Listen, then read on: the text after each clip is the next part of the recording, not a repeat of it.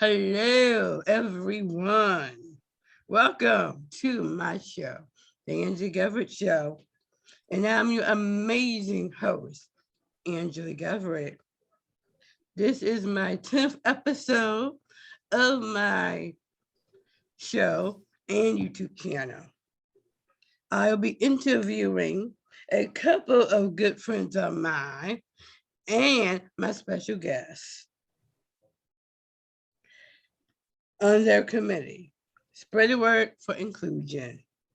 I am drilled to be singing and shouting with my good friends and special guests, Brie Christo and Frank Cammarata. Welcome to my show. Hi, Engelic. Thanks, Engelic. And I hope I said the last names right. You nailed it. All right. So, Brie, tell me about yourself. So my name is Brie Kishel. I am the Program and Operations Manager at the University of Buffalo's Alberti Center for Bullying Abuse Prevention. It's a mouthful. You got that right. I've been at UB now for a little over 8 years. And prior to coming to UB, I worked at People Inc. for 18 years in multiple roles there. But I've always been involved with the Spread the Word committee since my days at People Inc. So pretty much since the beginning, I've been involved with Spread the Word. And it's a good thing you mentioned about bullying, because in a later episode, y'all, I will be interviewing Brie on my show again. But this time, I'm bullying prevention. Yes. Looking forward to that. So, Frank, you can actually answer this one question too. Tell me about yourself. Sure, Brie. Sure, Engelic. I hate to say it, you could tell it's a Monday, although anybody who's going to be watching this, they could be watching it on Monday, Tuesday, Wednesday, Thursday, whatever, right? Yes. I'm Frank Cammarata. I'm the Executive Director of the Erie County Office for People with Disabilities. And I've been in my role, it's 10 plus years now that I've been in this role. The Erie County Office for People with Disabilities. Erie County is actually one of only 5 counties in all the counties of New York State that has an office for people, specifically for people with disabilities, that we are the specific advocate for people with disabilities.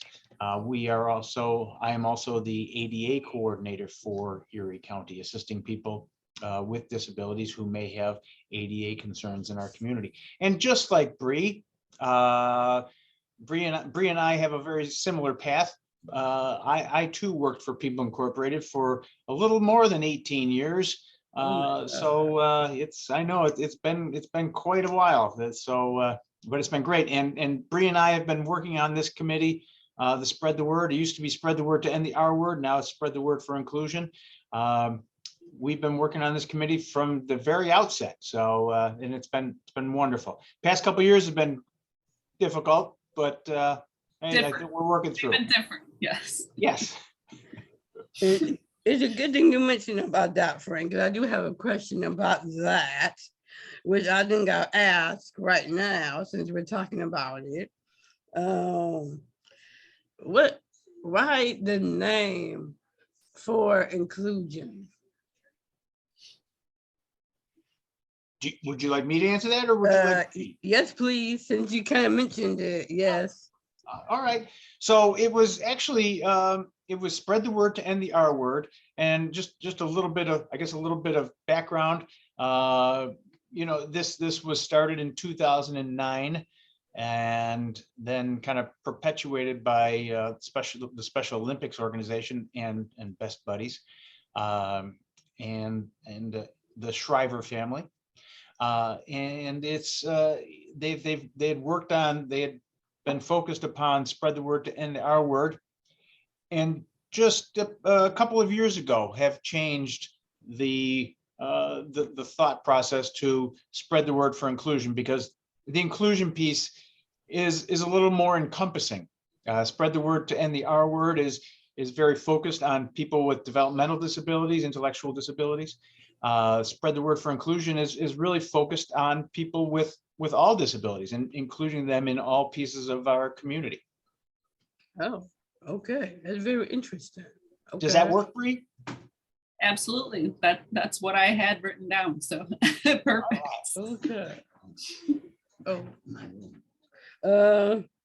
Since I asked Frank that, I'm gonna ask you this other question, Brie. Why? Well, I say why the name already, so I don't even have to answer that question. Ask that question. Why the name change?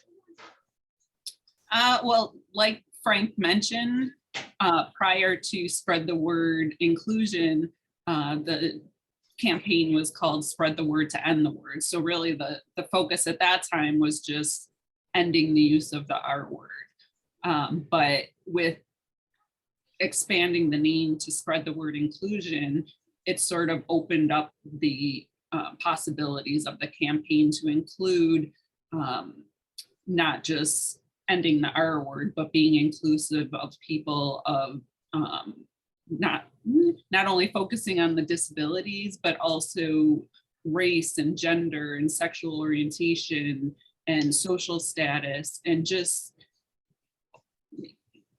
I guess, expanding the umbrella of what the goal of the campaign is, which is creating a more inclusive environment. Now, some people might not know what the I word is, so I'm just going to ask this question. So what is the I word? The R word is the word retarded, which we hopefully is not used by a lot of people anymore. But well, not we, because we didn't change the name of the campaign, but I think the founders of the campaign realized that, it's not just the use of the R word that limits people and makes people feel less than. It's not being included in society in every way. And I was going to say too, the R word, it had a medical basis, right? It was, the use, speaking about people with what we say, people with developmental disabilities, intellectual disabilities, previously they were concerned, or they were considered through the scientific or medical community as people who have a mental retardation. But I think it was like 2010. It was Rose's Law, I believe, that the federal government changed. They changed that. Rose's Law changed the term of mental retardation to intellectual and developmental disabilities. Thanks for jumping in, Frank. Yeah, no. Thank you, Frank. Thank you. Well, because I got a movie He's about got the that too, historical background. well, because retardation, mental retardation has such a negative connotation, and intellectual developmental disabilities does not have that connotation, right? So, and hopefully that's something that we wanted to use to end the stigma, because the stigma is the real big issue here. And a lot of the campaign, the Spread the Word campaign, is about education and educating people. So a lot of people might not know the history of that word or know that it's offensive to people. So it's about getting the word out and spreading the word and educating people. I actually agree about that, because nowadays, so they actually have that music now. So, which is really a nice word you can put in music. I agree more with you there. And it's not just regular music. They put in rap music. So, and I know, because I heard a song like that, and I'm like, why would they even put that in there? But we are hearing it less, right? I mean, you used to hear it in movies, you used to hear it on TV.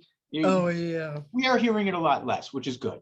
Yes, I agree about that. I just had to ask that question when we was talking about it. I just had to ask the question. Sure. Yeah, we get that question a lot. Why did the name change? So it's important to talk about. So Now I'm going to answer, and I'm going to ask a couple of questions to you, Frank. What are you doing for spread the word this year? So, Angelique, as you're aware, because you're, as you stated, you're part of the committee, Brie, myself, and a number of others from local agencies are working. It's our annual campaign. It's always the first Wednesday in March each year, because that's the National Campaign Day. So this year was March the 2nd. We do an annual event that we try to hold in person. Unfortunately, as I noted previously, the past couple of years have been have been a little difficult. We have not had an in-person event. So Brie has been extremely helpful with her social media abilities in getting the word out and helping, people, directing people to where they can sign the spread the word for inclusion piece on the national level. And we've been really, it's for the past couple of years, it's been more of a social media campaign. We are continuing to, as the numbers, the pandemic numbers can decrease in our area, we're hoping to have a live event at some point in time this year, possibly in October during Disabilities Awareness Month. So keep our fingers crossed and keep your eyes and ears out for that. Oh, it's a good thing you mentioned about disability awareness. You know that We're Down Syndrome Day was actually March 21st. That's right. Yep. You know how to throw that out there. You did a fine job. Thank you. Actually, I'll tell you what, Angelique, one of my coworkers came in and he had 2 different colorful socks on. Oh.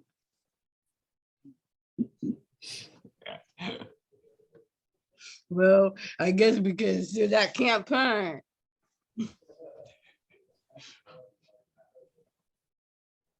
Okay, where am I at? Now you both can answer this question. What do inclusion mean to you? Brie, I'll let you go. Okay. Inclusion for me is very synonymous. It means the same to me as opportunity. Giving everyone an equal opportunity, regardless of disability, race, gender, sexual orientation. It's just making society more welcoming and accessible to everyone. Okay, what about you, Frank? Well, and very similar to what Brie just said, I guess fortunately for me, I hate to use the term bully puppet, but my position allows me in my position with Erie County, it allows me to kind of have a bully pulpit to ensure that Erie County is being as inclusive as possible and working with everybody, helping everybody to understand information that we're getting across. As you're aware, we regularly have an ASL interpreter when the county executive has press briefings. I meet with the commissioners and department heads, and we talk about how the county can be more accessible, making sure that services that are being provided, making sure that the buildings that people come into are as accessible as possible. So, I guess that's one of the best parts about my job, to ensure that inclusion piece is being followed through. And you can see the sign behind me. Oh, yeah. And every time I'm on a meeting with the county executive or whomever it is, they see that message that we're trying to get across. Well, since y'all answered that question, I might as well answer that question myself too. So I think inclusion means to me that everybody has a voice that can be loud and heard. I believe that inclusion also means to me that we can be more involved and different, oh boy, I'm trying to think how to word that. I would just say be more involved in the community. I think inclusion also means that we can get to do things that we don't normally get to do. Like I did not, like easy on this committee, I did not know that I was gonna be on this committee technically. I did not know I can be certified to be on committee, and now look what happened.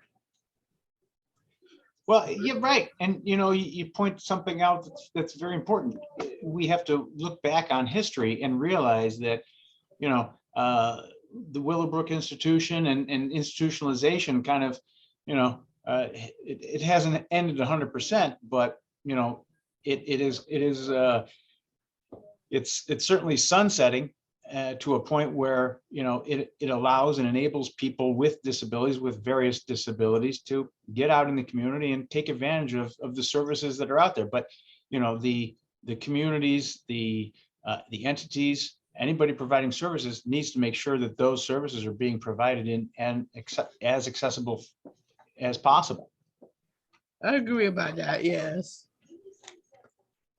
What do you think about that, Brie? Absolutely, 100%.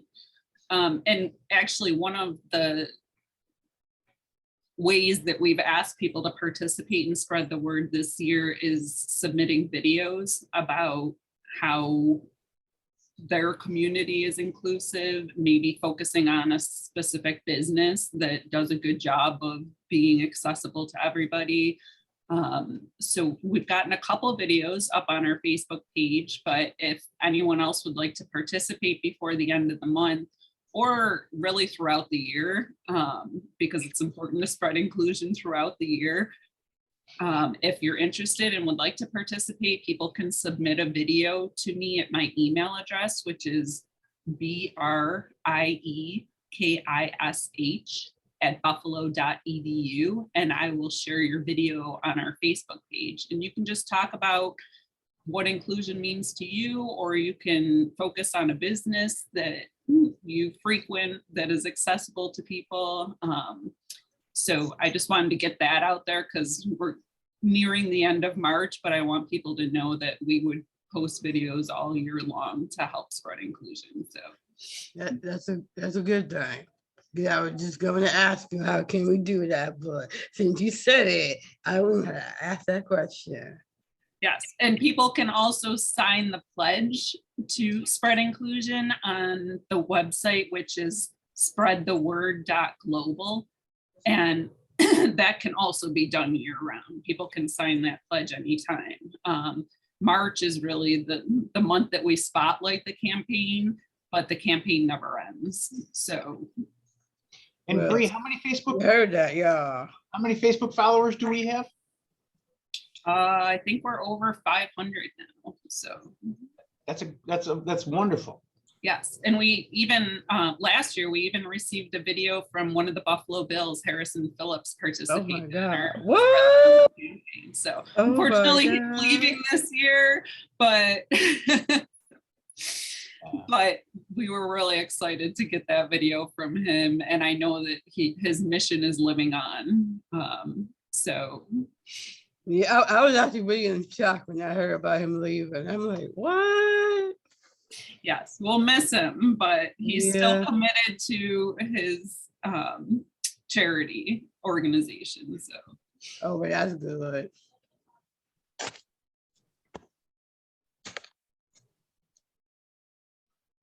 But it's a good thing that you had said all of that, so I don't even have to even ask those questions. So I read your mind, Angelic. Yeah, you did. Because even though I write questions down, don't mean nothing. Because every time I get into an interview, if we talk, I have a conversation, questions tend to pop up. So same thing happens to me. Yeah. Since I'm talking to you, and Frank, you can ad-lib with this too. What are your duties and responsibilities for the committee? So aside from attending all the meetings, my primary focus is our social media, our Facebook page. So for people that are looking for our Facebook page, it's Spread the Word WNY on Facebook. And that's where you can find some of the videos that people have submitted, some facts and news and other spread the word campaigns that are going on around the world. So I try to share as much information on our Facebook page as possible, because I feel like that's part of spreading the word, is being a part of social media, which we know in the past 2 years has been a primary source of information for people. So Well, it's a good thing you mentioned that, because I will proudly be glad to share my show on your guys' Facebook page. absolutely. Because I'm Hey. always promoting it on Facebook. So Yes. Thank you, Angelique. you're welcome, Frank. And since this is actually my show, since it does have my name in it, I'll make sure, like I said, make sure to have it on your guys' Facebook page. So, and I'm on the committee, so I have to do that. Okay. Thank you. You're welcome. Oh, not you. I'm sorry. I got a little screen that popped up telling me I'm running out of time. So Okay. sorry about that, y'all. That's okay. Okay. That's all right. We're almost done anyway. So what are your duties and responsibilities, Frank? Well, I guess my duties and responsibilities are I've been setting the meetings up for people to attend, and as I noted before, right now we're still meeting virtually. We hope to be meeting in person again. We always met in person up until the pandemic, unfortunately, but we're hoping to get meetings in person again.